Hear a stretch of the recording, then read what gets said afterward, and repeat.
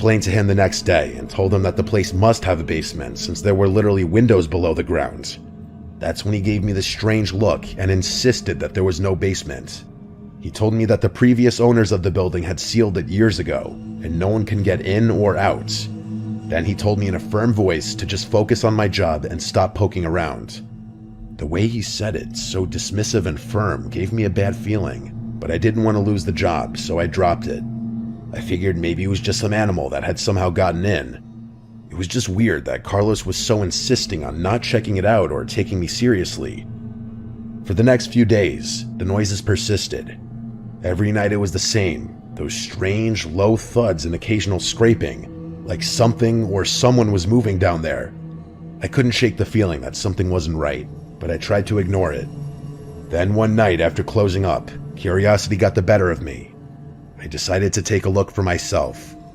I walked around to the back of the building where the window wells were. I crouched down and tried to peer through one of the windows.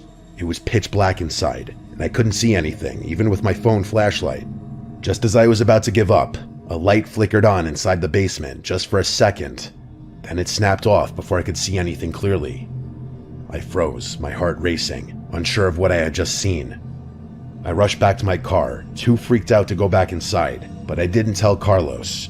Something about the whole situation made me feel like it was better to keep quiet. I was not prepared for what was about to happen, though. The next time I closed, I couldn't resist the urge to go check out those windows again. I fully admit that my hands were shaking as I walked around the building. I knew nothing good was going to come from poking around. I crouched down to get a good look. This time, as I leaned in closer to get a better look, I saw it. Pressed up against the glass was a face. It was a man, but not just any man. He looked completely deranged. His hair was wild and his face was filthy, like he hadn't bathed in weeks. His yellow eyes were wide, staring right at me through the glass. He bashed his head against the window and gave me this demented smile. I screamed and stumbled back, totally losing my shit. I ran for my car without looking back. My hands shook as I fumbled with my keys, but I managed to get in and speed off before anything else could happen. The next day, I couldn't keep quiet anymore. I went straight to Carlos and told him everything. To my surprise, he didn't even try to deny it. Instead, he sat me down and actually told me the truth. He admitted that the person I had seen was actually his brother, who had been living in the basement. He said his brother was mentally ill, dangerous even, and Carlos had been hiding him down there to keep him out of trouble.